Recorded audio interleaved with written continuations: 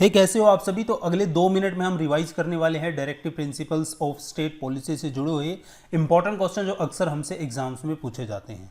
तो चलिए इस वीडियो को शुरू करते हैं और रिवाइज करते हैं directive principle of states policy को। तो चलिए 2 मिनट में रिवाइज करते हैं directive principle of state policy को। Directive principle of state policy में क्या कहा गया है? Directive principle of state policy में वो दिशा निर्देश हैं जो राज्य को दिए जाते हैं जब राज्य कोई भी पॉलिसी का निर्माण करते हैं। हम अक्सर पढ़ते हैं कि directive principle of state policy को आयरिश कॉन्स्टिट्यूशन से लिया गया है, लेकिन क्या आप जानते हैं आयरिश कॉन्स्टिट्यूशन में यह प्रावधान स्पेनिश कॉन्स्टिट्यूशन से लिया गया है। हम पढ़ते हैं अक्सर कि directive principle of state policy को हमारे संविधान के पार्ट 4 में रखा गया है, लेकिन क्या आप जानते हैं कि हमारे संविधान के कौन से आर्टिकल से लेकर कौन से आर्टिकल तक directive principles of state policy के बारे में बताया गया है? तो वो है आर्टिकल 36 से लेकर आर्टिकल 51 तक। इसके अलावा जो directive principles of state policy हैं इनका क्या उद्देश्य है? इनका उद्देश्य है भारत में सोशो इकोनॉमिक जस्टिस की स्थापना करना और भारत को एक वेलफेयर स्टेट के रूप में तैयार करना।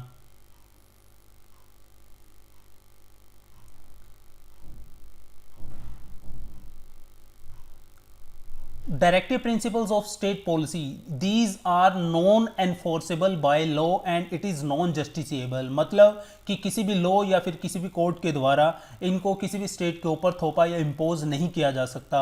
जैसे फंडामेंटल राइट्स को हम हमारे संविधान के जरिए राज्य के ऊपर इम्पोज करते हैं, वहीं जो हमारे संविधान का आर्टिकल 37 है वो directive principles of state policy के इम्प्लीमेंटेशन की बात करता है। ये कहता है कि जो directive principles of state policy हैं ये किसी भी राज्य की गवर्नेंस के लिए फंडामेंटल हैं। जब राज्य कोई भी पॉलिसी बनाएंगे तो वो directive principles of state policy को ध्यान में रखेंगे। इसके अलावा directive principle of state policy को 3 भागों में बांटा जाता है, और इन 3 भागों में जब बांटा जाता है तो कौन कौन से आर्टिकल कौन कौन से भाग में आते हैं ये आपको पता होना चाहिए। तो चलिए नेक्स्ट स्लाइड में जानते हैं।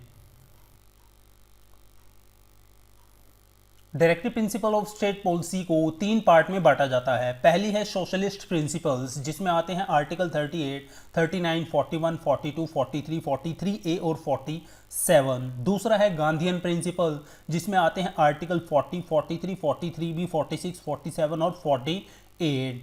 इसके बाद आते हैं लिबरल्स एंड इंटेलेक्चुअल प्रिंसिपल्स, जिसमें आते हैं आर्टिकल 44, 45, 48, 48A, 49, 50 और 51। अब हम जानते हैं कि वो कौन से आर्टिकल्स हैं या फिर कौन से ऐसी अमेंडमेंट्स जो अब तक directive principles of state policies में हुई हैं जो अक्सर हमसे एग्जाम में पूछी जाती हैं।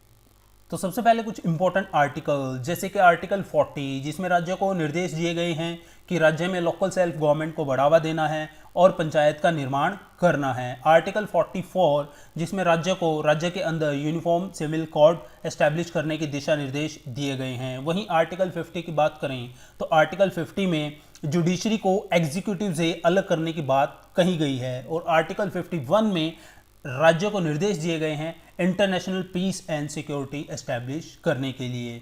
समय के साथ directive principle of state policies में कुछ अमेंडमेंट हुए हैं जो अक्सर हमसे एग्जाम में पूछे जाते हैं। जैसे कि सबसे मेजर अमेंडमेंट था आर्टिकल 42 में, जो कि 1976 में हुआ था, जिसमें 4 नई डायरेक्टिव प्रिंसिपल पॉलिसी ऐड की गई थी। तो कौन कौन सी थी? जैसे कि आर्टिकल 39, जिसमें कहा गया है कि जो चिल्ड्रन हैं उनके डेवलपमेंट की बात की गई है, और आर्टिकल 39A में जो गरीब हैं उनको फ्री लीगल एड प्रोवाइड की जाएगी, इसके बारे में बात करी गई है। और आर्टिकल 43A में जो इंडस्ट्री की मैनेजमेंट है उनमें वर्कर्स का पार्टिसिपेशन होगा, इसके बारे में बात करी गई है। और आर्टिकल जो 48A है उसमें कहा गया है कि हमें इन्वायरमेंट को इम्प्रूव करना है और जो हमारे फॉरेस्ट और वाइल्ड लाइफ हैं उनकी रक्षा हमें करनी है।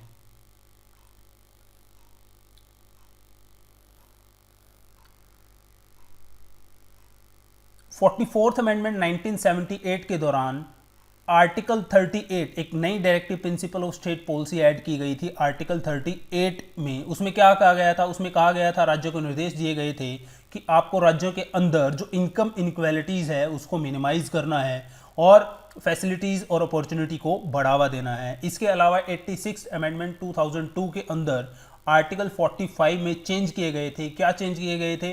जो एलिमेंट्री एजुकेशन है उसको फंडामेंटल राइट बना दिया गया था आर्टिकल 21A के तहत, जिसमें कहा गया है कि जो बच्चे हैं तो उनको 14 साल तक, जब तक वो 14 साल के नहीं हो जाते तब तक उनको फ्री एजुकेशन प्रोवाइड की जाएगी। इसके अलावा 97th अमेंडमेंट एक्ट 2011 में एक नई directive principles of state policy add की गई थी, वो थी आर्टिकल 43 बी। इसमें क्या कहा गया था, इसमें राज्यों को निर्देश दिए गए थे राज्य में कोऑपरेटिव सोसाइटी को बढ़ावा देना। इसके अलावा आर्टिकल 47 में क्या कहता है, आर्टिकल 47 राज्यों को निर्देश देता है prohibit the consumption of intoxicating drinks and drugs which are injurious to health. इसके अलावा अक्सर हमसे पूछा जाता है कि directive principles of state policy और फंडामेंटल राइट्स के बीच में क्या डिफरेंस हैं, तो ये भी मैं आपको इस वीडियो में क्लियर कर देता हूं।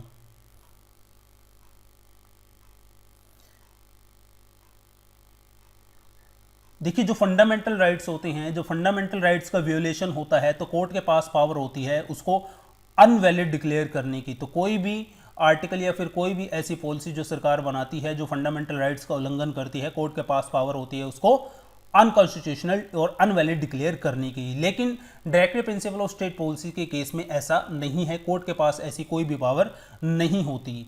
अब जानते हैं जो फंडामेंटल राइट्स हैं ये हमारे स्टेट्स के ऊपर एक तरीके से कॉन्स्टिट्यूशन के द्वारा इम्पोज किए जाते हैं और एक तरीके से जो स्टेट्स होता है उस पर कुछ रेस्ट्रिक्शन इम्प्लाई की जाती हैं। लेकिन जो directive principle of state policies हैं ये किसी भी संविधान के आर्टिकल के जरिए राज्यों के ऊपर थोपी नहीं जाती, ये जस्ट दिशा निर्देश होते हैं जो राज्यों को दिए गए हैं। वही हम बात करते हैं जो फंडामेंटल राइट्स होते हैं, फंडामेंटल राइट्स को हम इमरजेंसी के दौरान सस्पेंड कर सकते हैं, लेकिन directive principle of state policy को किसी भी कंडीशन के अंदर सस्पेंड नहीं किया जा सकता।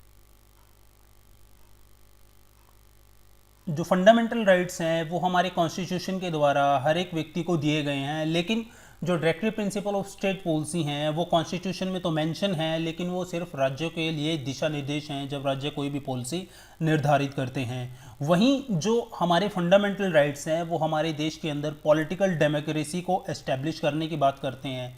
वहीं जो directive principle of state policy है वो हमारे देश के अंदर इकोनॉमिक एंड सोशल डेमोक्रेसी को एस्टैब्लिश करने की बात करता है। और वहीं हम बात करें फंडामेंटल राइट्स की, तो फंडामेंटल राइट्स हर एक व्यक्ति के लिए जो है वेलफेयर की बात करते हैं, लेकिन वहीं directive principle of state policy जो है वो कम्युनिटी लेवल पर जो है वेलफेयर की बात करते हैं।